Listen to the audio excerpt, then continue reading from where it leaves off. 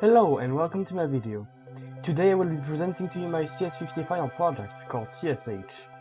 CSH stands for Compute Shader Helpers, and it also stands for Computer Science Harvard, and it is a small library built to help users with the execution of compute shaders. Compute shaders are small programs that run on the GPU and can execute many different tasks. For example, you can compute certain algorithms or even do image processing with it. CSH is written entirely in C++ and uses as dependencies Direct3D11 and STB. Direct3D is a graphics API that allows developers to interact with the client's GPU, and STB is a set of helper tools which includes image loading. Now, let's see the code in action. Let's take for example the image filter compute shader. In the C++ code, I declare two images that will serve as the input and output for the compute shader. I then build the SRV and UAV, SRV being the input, it stands for Shader Resource View, and UAV is the output, which stands for Unordered Access View. I then load the compute shader written in HALSL language. To execute the compute shader, we must first bind it along with the two images we want to use.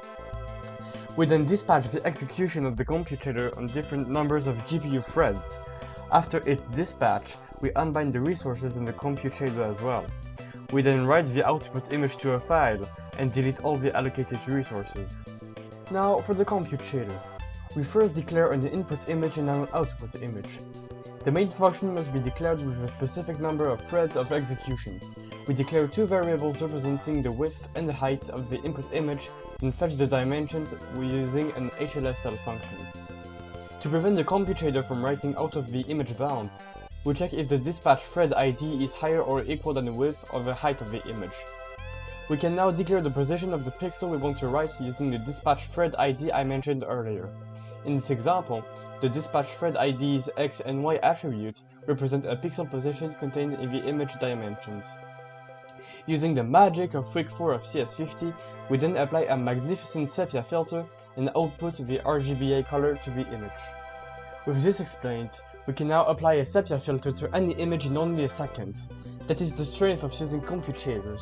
With its multi-threaded execution on the GPU, operations are done really fast. I hope you enjoyed this presentation. Additional information will be in the description.